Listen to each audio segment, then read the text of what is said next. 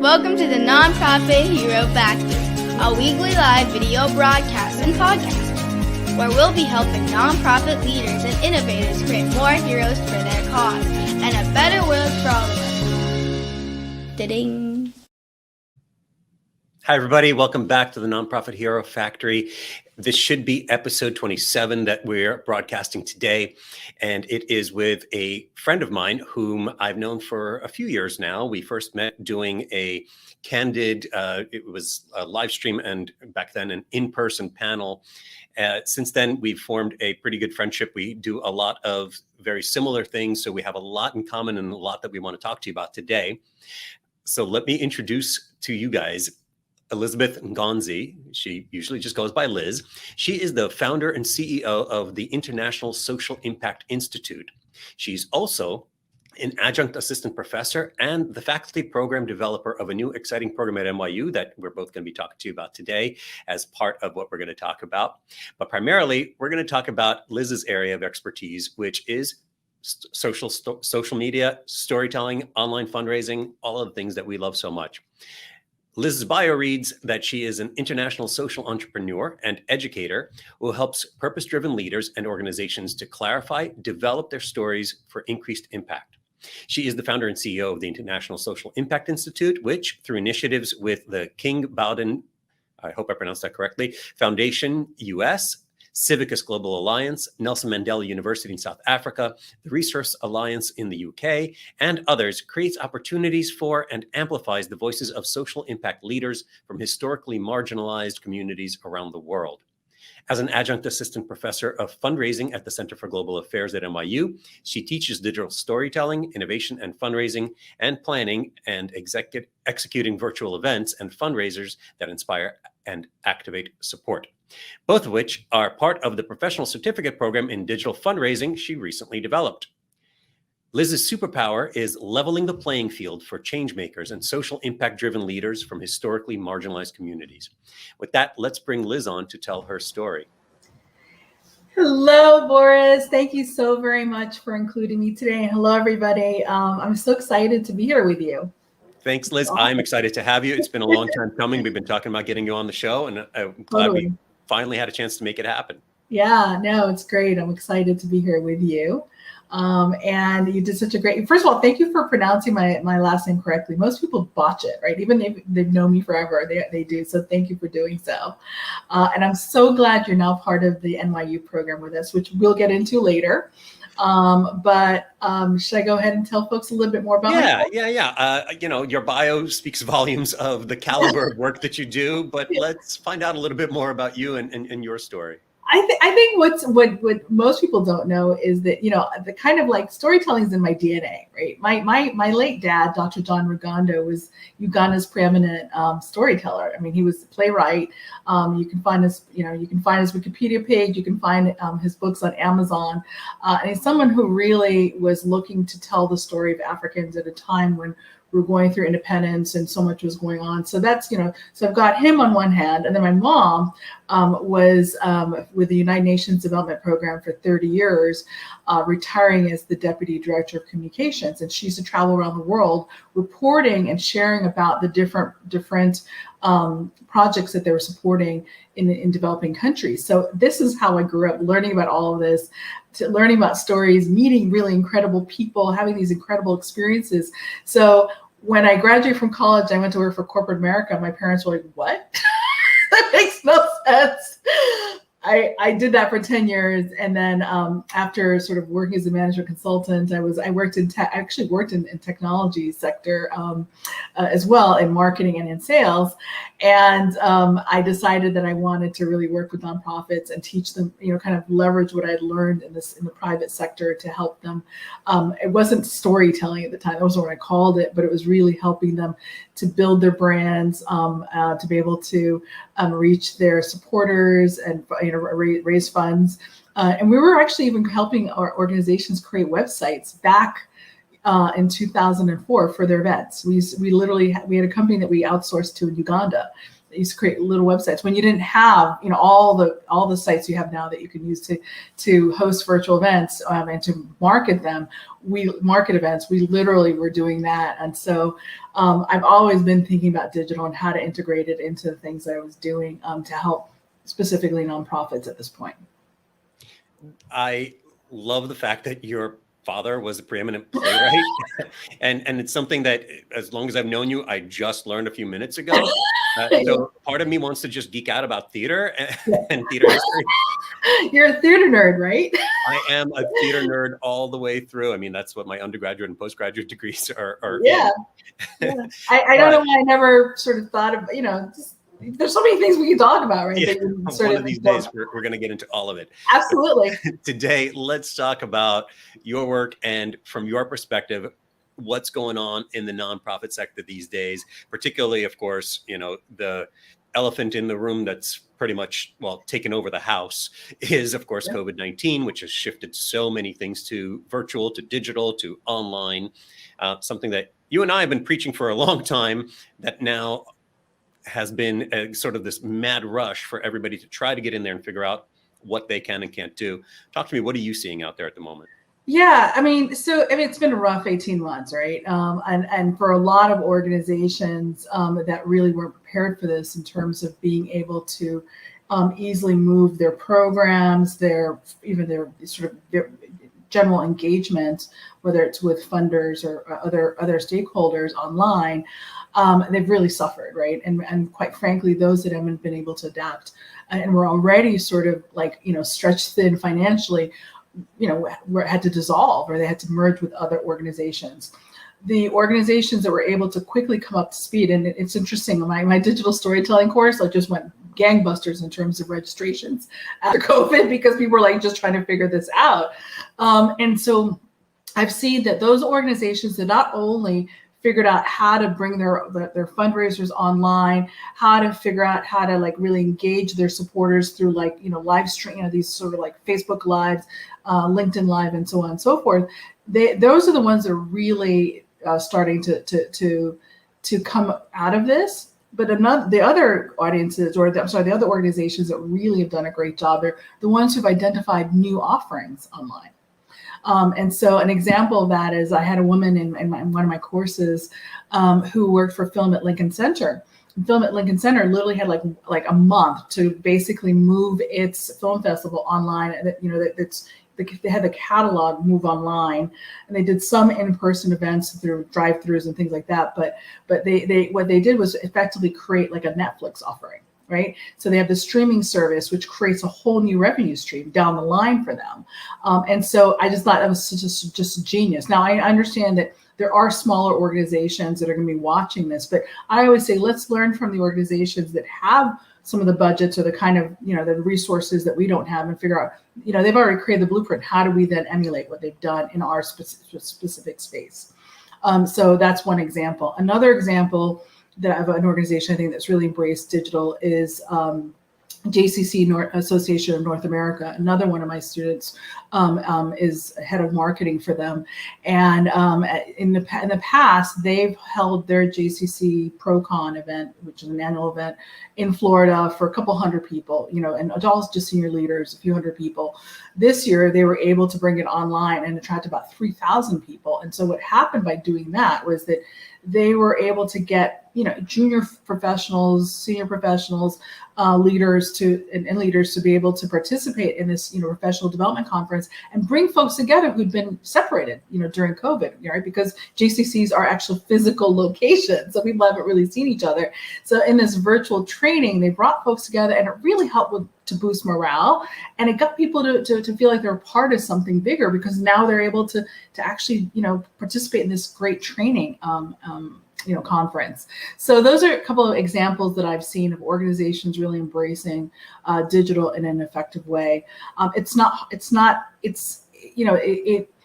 one of those things where you're like, the technology is actually relatively inexpensive. The problem is it's the culture, right? So there are organizations whenever I'm working with my students, we develop the course I teach at NYU. We essentially create a digital fundraising and marketing plan for their organization. And we always start with a SWOT analysis. And inevitably, one of the biggest challenges or weaknesses that they have is organizational, meaning that they have a culture that does not embrace change.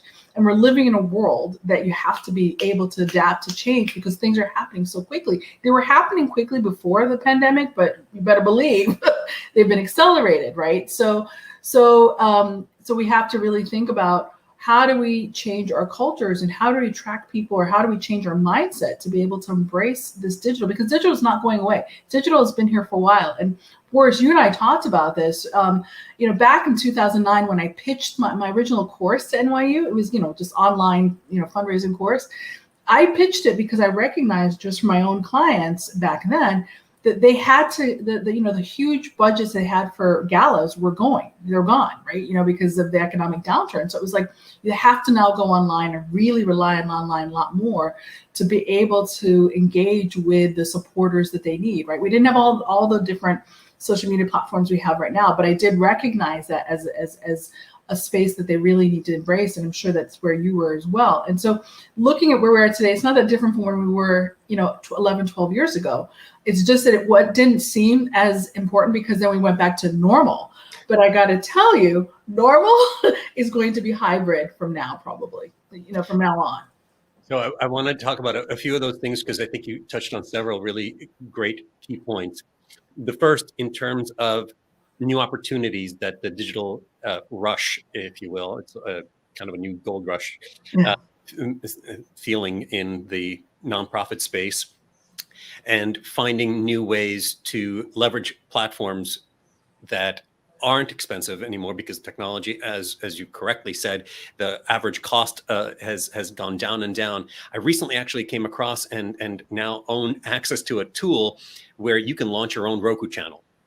Wow. Yeah. So wow. I am actually now looking for a client that wants to launch their own Roku channel. I'm talking to one of my clients about it right now. You talk about the film festival going online. Yeah. Here you go. Yeah, your own channel on Roku. Tell your subscribers where to get it, and they could watch either in live setup or in a format where it's just on loop or something pre-programmed, and people can pick their own. Oh, now I want to watch this, kind of like Netflix or HBO Max or any of those. Whatever.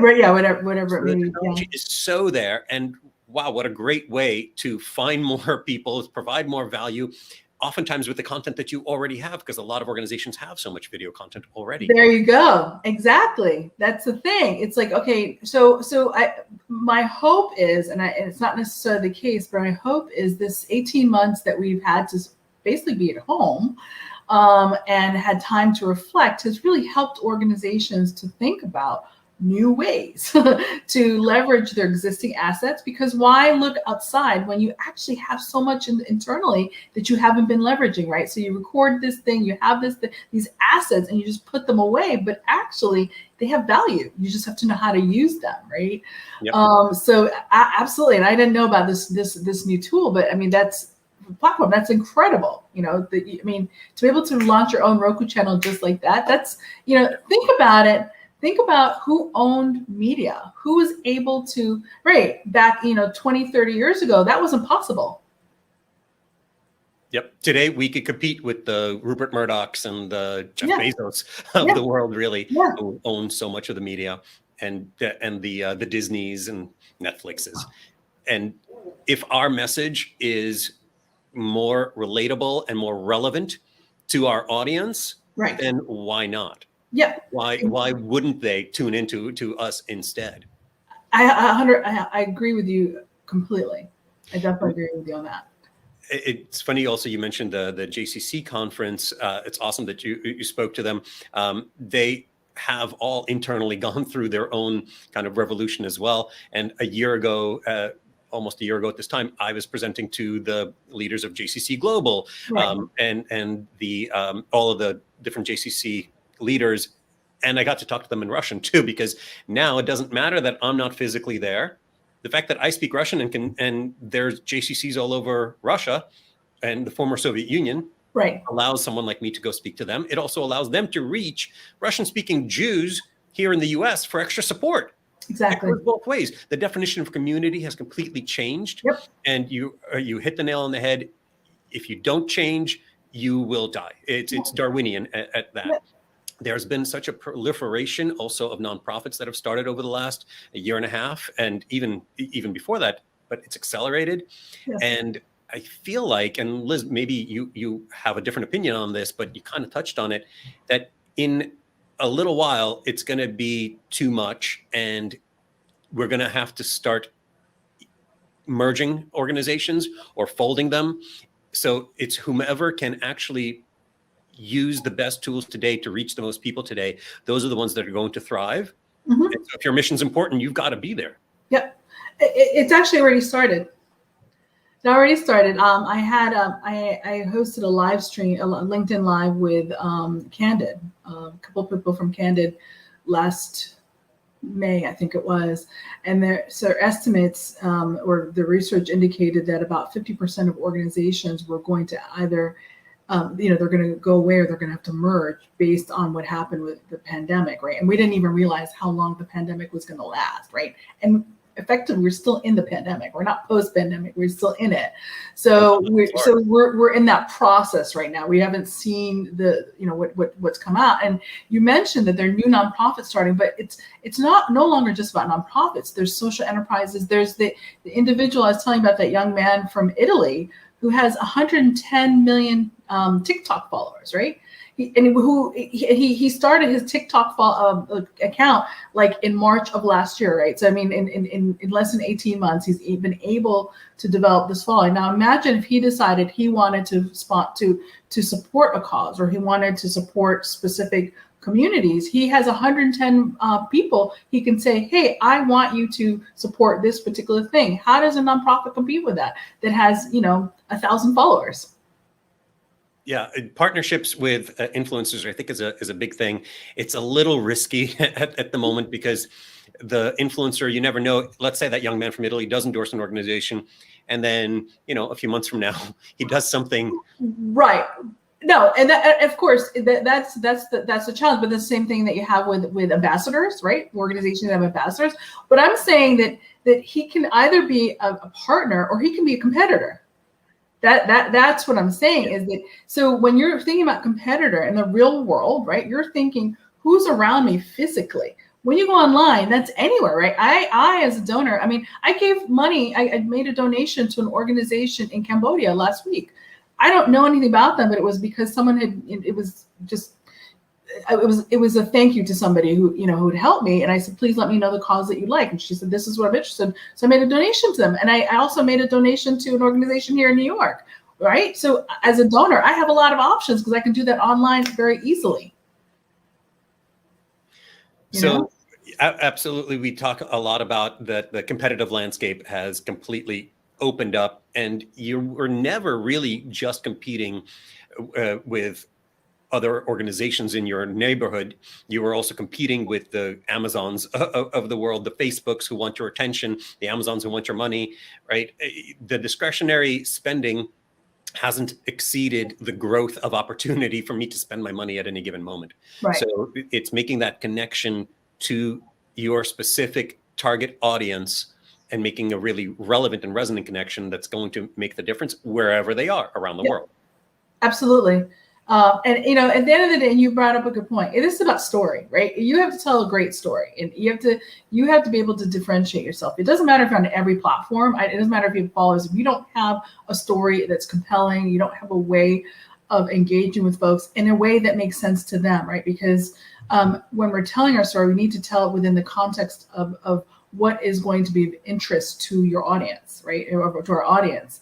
And we tend to forget that. We tend to communicate in terms of what's important to us.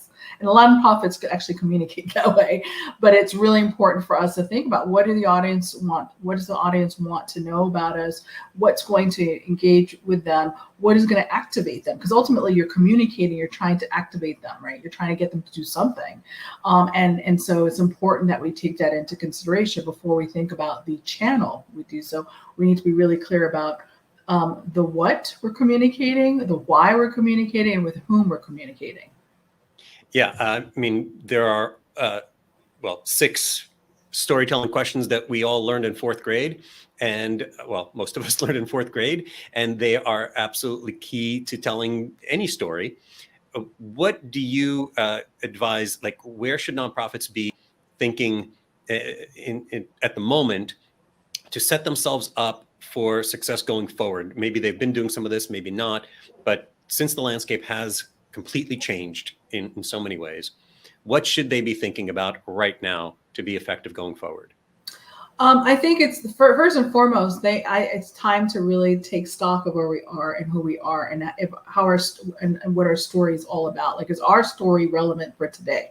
I wrote a piece for Candid last summer it was about digital storytelling. I spoke about the fact that foundations were starting to shift their focus. They're starting to think about issues around social justice, all around COVID-19 relief. And so organizations really need to recast themselves to be relevant within that context if they wanted to be able to engage those foundations. And so along those same lines, I think that we have to think about who are we in this post-COVID or COVID era and ongoing COVID era, as opposed to what we were pre-COVID, because it's going to be different, right? The realities are different. The way that we even engage with people, right? The way that we're, online versus in-person programming and so on and so forth. We have to really think about like what's going to really resonate with the people we're trying to serve, the communities we're trying to serve, but also what's going to resonate with those that we're trying to engage and bring to come and support us. So that's one of the things, is really rethinking who are we, right? We need to really rethink our purpose, our unique value proposition, which requires some soul searching, right? Some nonprofit soul searching, and even for us as people working in this world, in this sector. The next thing I'd say is that it's really important that we understand that we have to diversify our fundraising. I think that a lot of organizations found, and this happened in 2008, 2009 as well, they were so reliant on just a few funders, and even one instance, just one.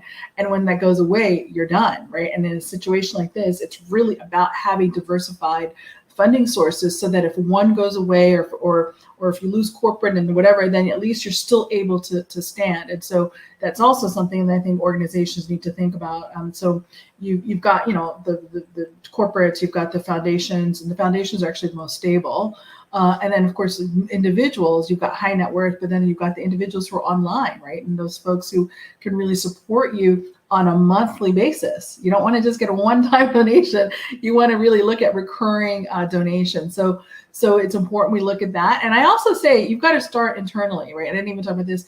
I believe that you have no right to ask anyone for money to support your organization if you yourself don't give to that organization. So I always say when I work with my clients, see the board, everyone expects the board, senior leadership, and quite frankly, even throughout the organization, it's important that everyone has skin in the game. It's not necessarily that they have to make these big donations, but there's something they've got to bring in so that everyone's clear that everyone's a fundraiser in your organization. Everyone's part of the mission. So they should feel that they're an investor in it as well.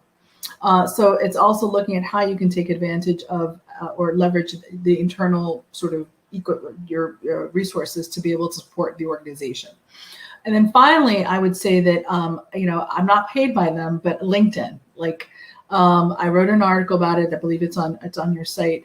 LinkedIn is such an important platform right now. And Boris, I've been at this a long time. So I've got accounts on every platform. I've used all of them. I'm on Clubhouse. I'm not even going to talk about Clubhouse right now, but LinkedIn, if you are serious about engaging with professionals, if you're trying to engage with foundations, there are only 10% of them that have websites. And so if you're going to really try to figure out how to connect with their employees and stuff, that's where you're going to find them, because 900 million people have accounts on LinkedIn.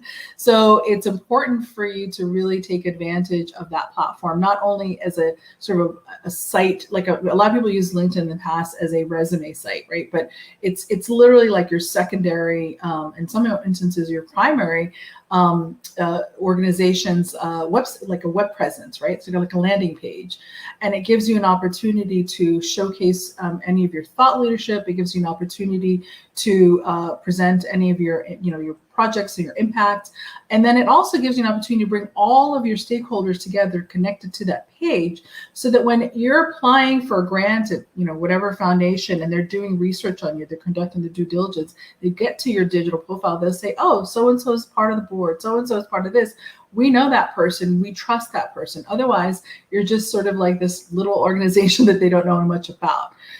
The other thing is that, when you're then conducting research and you do find whichever company or whoever you're trying to connect with, if you don't necessarily yourself as the fundraiser know that person or have a connection to that company or organization, there might be someone within your ecosystem, within your network, connected to your page, who can make that connection for you. So it's really important to have those connections set up. And then finally, I would say that you can take advantage of the training. There's so much going on LinkedIn, and all nonprofits, qualified nonprofits, get 50% off of their products. And so great research tool, great place to build the brand. And of course, you and I love live, LinkedIn Live. I did my first LinkedIn Live with you.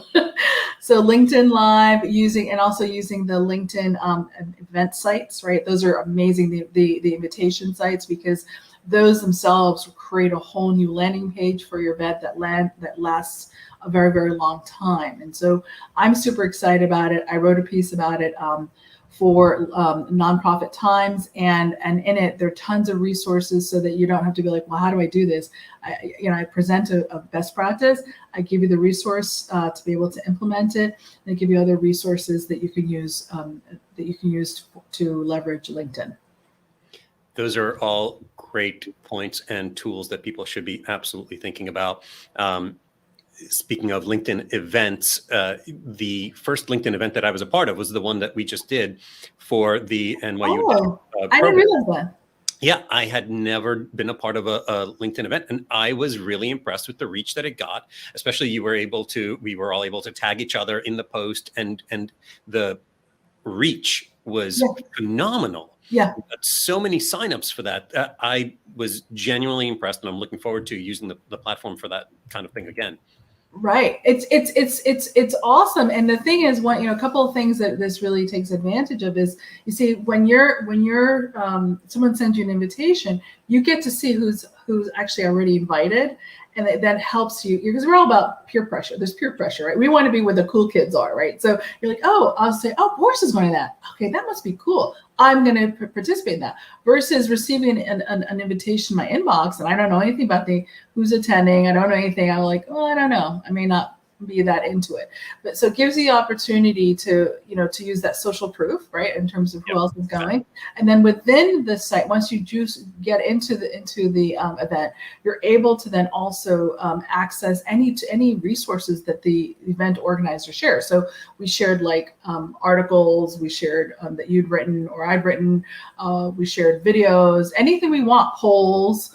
And by the way, just because the event is over doesn't mean we can't continue to communicate. So I think you saw I posted a post-event post yesterday, and that site is live. We can, next month if we want to add something else, we still can. So it's really great, because we already know what they're interested in, because they sign up for this event. So we can continue to communicate with them through this particular channel. Yeah. And it still gets plenty of reach and can be constantly updated. It's pretty great. I think we should actually link to that event as an example for people. So in the show notes, along with all the other things that we've been talking about, and LinkedIn for nonprofits and all of those things, we are also going to link to that event so that people could check it out, see what that was about and how it worked. You could deconstruct it, if you will, and see for yourselves. The power of LinkedIn networking in general, I think for a while, LinkedIn was this kind of sleeping giant, if you will, where you're right. It was just resumes, essentially a virtual resume platform, and people trying to network to each other to just be able to get a job or something like that. Now it really is a connection tool, and organizations that have a message can find people whom it'll resonate with on there. Right. And your idea that you mentioned about maybe partnering with organizations, with companies, for-profit businesses, right? They're all on there. Any for-profit business. Right. And here's something that I should mention.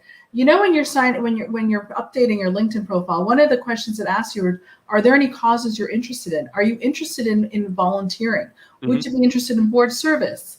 Would you like to mentor? So when you have a certain level of account in LinkedIn as a nonprofit organization, you can find those leaders, those folks who are looking to volunteer for a cause like yours, looking to be on a board, like yours. And so it's really helping with that kind of outreach, right? Because we fill it out, we don't even think about it, right? I'm like, oh yeah, whatever. But they're making it easy for nonprofits or whoever is looking for that information to be able to look for it, to find it. So we've teased this event that we did and the program. We've mentioned the program a couple of times. Yeah. I want to be respectful of your time and our listeners' time, but I definitely want to talk about this because it's so exciting. Tell us about this new program at NYU. Okay, so as I mentioned to you, I started teaching at NYU at the time it was a Hyman Center for Philanthropy and Fundraising, and we merged with we were absorbed into the Center for Global Affairs about 4 or 5 years ago.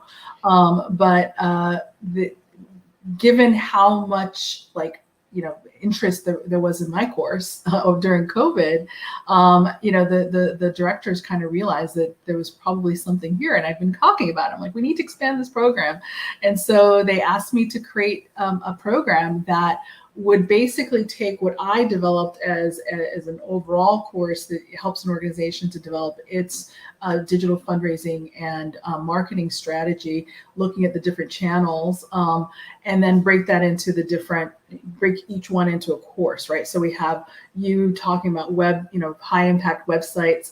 I'm team teaching with another woman, with Cheryl Gentry. We're going to be teaching a course on virtual events and fundraisers. And then we have Kat. Well, she already came, right? So yeah, she will have been Kat on was the with you. show. So, so she's talking about social media and of course with Giving Tuesday as part of that. And then we have Dane Weissman, who's going to be covering. It's actually a course he already teaches on basically social media metrics and analytics. And so these are the different pieces that we need. So it's a certificate program. You can complete it within a 2-year period, or you can just say, I'm just interested in one particular course, and you can take it. And they're 6 to 7 weeks each, right? So really easy to manage. And they meet once a week. And not only is it great content, but literally you walk away, you have something a tool that you can then use for your ongoing campaigns for your organization. I've had some students who use it as a tool to get a job. So it's like an auditioning tool. And quite a number of folks also, they implement a lot of what's covered throughout the period of the course in real time. So it's very practical. I'm so excited to see what we're going to be doing with your course, and I'm gonna sit in on it myself. I want to learn what you're doing, and so I just really excited about it because what we found, if you look at the Giving USA report, overall giving is it's like a slight bump up, but online giving is like is going up significantly, right? And so even over the last 3 years, it's going up by 32%. And so we're really helping organizations to fully embrace how to do it effectively because during COVID, folks just scrambled to do it, right? But now we're saying, here's how you can really develop a strategy around it. Here's some tools. Here's some of the wisdom we've garnered. Here's some examples, some case studies. I'm going to have JCC Association coming into my course to do a digital engagement case study. So I think it's really exciting, and I'm really glad to see that we're able to support this sector in this way because this is really necessary. I'm not saying the other topics in fundraising are not necessary, but this is definitely very timely. Now, with everything being virtual at this point, do people need to be in the New York metro area to participate? No, the whole program is virtual. The whole program is virtual. In fact, I've had students as far as Singapore. I had from Canada, from Hawaii. So yeah, they don't have to be in New York. But the courses are pretty much in the evening, so they have to be able to either wake up really early for the different time zone or needs it's whatever the adjustment is. But people do it. And it's definitely worthwhile. I'm really excited to be a part of it. First and foremost, excited that I get to be a adjunct instructor, professor, whatever it is, instructor, I think, Yeah, the at faculty. NYU. Yeah. Yeah. It's kind of a lifelong dream for me to be teaching at a university, and especially one like NYU. Having grown up in New York, it's iconic to me, of course. And Yeah. I'm excited to teach all of these things that I've been trying to teach organizations. I'm going to teach other people how to really use them, and hopefully partner with nonprofits to help redesign their websites and improve things for their own conversions, to activate more heroes for their causes, I like to say all the time. Yeah. And anyone who completes it, they can get that certificate and put it up on LinkedIn Yeah, to exactly. showcase themselves and to showcase Yeah. what they're working on. And that's a really good point you bring up, because Boris, here's the thing. If you think about our sector, there are not many people with those digital skills, right? And when I say with those digital skills, with the digital skills and with the formal training in those skills. And so it is a true differentiator, right? Like, it's once you put it in there, that, you go from being a fundraiser to being a fundraiser with this digital aspect, or marketer with this, and so on and so forth. So people, again, like I said, they use it to get, to get new jobs, but they can get promotions, right? Or whatever it is that they want to be able to do. And we're building this in such a way that, yes, it benefits nonprofit organizations, but if there's social enterprises that, are interested in this, they're welcome. So are foundations, because they're, we're really looking to support social impact driven organizations. I often answer when I'm asked, why is it that nonprofits are usually, significantly behind the rest of the field when it comes to digital adoption and usage, that it's partly inherent to the way that nonprofits are formed. It's not usually by people who graduated with digital marketing skills and now want to start a nonprofit. Right. Although there are plenty that have done that, and that's fantastic. It's usually people who graduated with different kinds of degrees and now want to put them in the service of good, or are joining an organization that they believe in, but they don't have that digital marketing or that website development or digital fundraising kind of background to them. And so they're kind of left to fend for themselves, or hire consultants, or hire expensive people in-house. So this program can really help level that playing field for organizations. I'm super excited about that. Yeah, I know. I agree 100% with you, and it's exciting to see that, because I feel like this will really move the needle significantly. I mean, I've already seen it, right? It's not theoretical. It definitely will, and it has. And really, this is to my knowledge, this is the first of an offering of this type at a university. So I'm hoping that a lot of people at least check it out. We'll definitely link to it in the show notes so that people can go see the program and all the information. And also to see the webinar. The webinar was you guys did a terrific job, and let them see the webinar too. We'll definitely be linking to that, as I said before, in the LinkedIn event, so that you can deconstruct how we did it and how we got so many people there in the first place. And we'll also link to several of your articles, your nonprofit tech for good pieces. And you mentioned that the blog itself is a good resource for people, I believe. Oh yeah, it's a great resource. Yeah, Heather, who runs it, is awesome. It's a great resource. So we'll definitely link to that. What is your call to action to any organization, any nonprofit professional, because organizations don't listen, but professionals do. At this point, they've listened to our interview. What should they go do now? Upskill their digital skills. And I'm not just because it's not self-serving, but really it's no longer good enough for you to be like a terrific fundraiser or a terrific marketer. You need to have digital. It's not a nice to have, it's an essential. Yeah.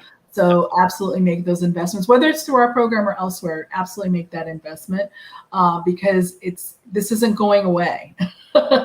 Digital's not going away. And if you see, but I don't know if you can see the book. It's the opposite. There's a book behind me, which is The World is Flat, Thomas L. Friedman.